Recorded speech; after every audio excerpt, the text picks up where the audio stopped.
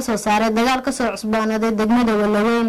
amarta qodobkaasina waxa inoo faahfaahinay wariyahana Cabdinuur Ismaan Aadan Carays Cabdinuur Honesty ayaa waxay baaq nabadeed ugu direen beelaha walaalaha ee ku dagaalamaya magaalada Walaweyn ee gobolka Shabeellaha Hoose in si degdeg ah u joojiyaan dagaalka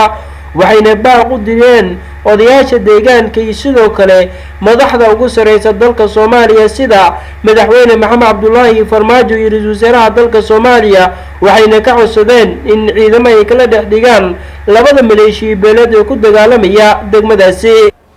waxa gardar in la joojiyo dagaalka la joojiyo kadib la isku yimaado wada hadal annaga intaas aan codsanayna dawladda Soomaaliya waxa uu sheegaynaa way gaabisay mar hore ay dhax gashay ciidan waa haysata meesh waa degan tahay dada islaayna waan fiirsanay waa dawlad waa madii karaas dawlad ay dhax gasho oo kala joojiso dagaalka dadweynahan waxaan ugu baaqayaa inay dagaalka joojiyaan wada hadal isku yimaado waxaan codsanaynaa dagaal wiila ku dhinto wiilku ma dhasho dadkan waa dad xidida waa dad qaraabe waa dad qarniyaal badan meel isku noolay dagaalka waa in la joojiyo intaasaan ku baaqaynaa dagaalada meelo badan ay ka socdaan waxay ka socdaan Diinsoor waxay ka socdaan Kismaayo waxaan codsanaynaa dagaaladaas in la joojiyo odayaasha meesha joogta oo meeshaas ku nool waxaan rabnaa inay u guntadaan arintaas iyada ah lagu bedelo wada hadal arintaas ayada dhibaatadaas waana saameysay Soomaaliya oo dhan ay dhibtay inta muslimin hay dhibtay arintaas dagaalkaas hala joojiyo raali kama nihin ugu dambeyntii waxa soo gunaanaday gudoomiyaha degmada Beledweyne Ismaan Ciise Dhuubo ayaa waxa uu ka codsaday madaxda ugu sareysa dalka Soomaaliya in ciidamada ay kala dhexdhigaan labada maleeshiyood ee ku dagaalamaya dawladda federaalka waxaan ugu baaqaa dadka adaa xukumo waxaan u sheegaa madaxweynaha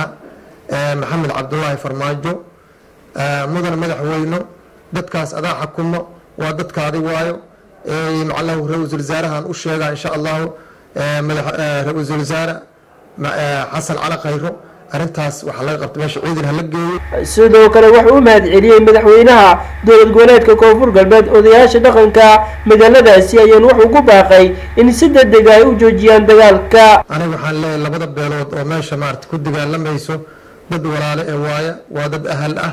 waa dad maartay intaas oo qarni wada deganaay dagaal wiil waa ku dhintaan uu kuma dhasho waxaan ku baaqayaa haddaan nahay gudoomiyaha degmada Beledweyne in dagaalkaas la soo afjaro waxaan u sheegaa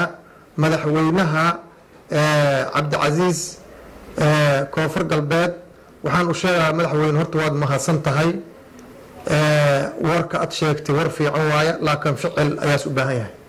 meeshaas adaa xukumo Shabeellada Hoose waaya adaa ku hoos timaadaa arintaas waxaa la rabaa inaad wax ka qabato haddaad wax ka qaban waysana ceebteeda ay leedahay Cabdinuur Ismaan Aadan Carays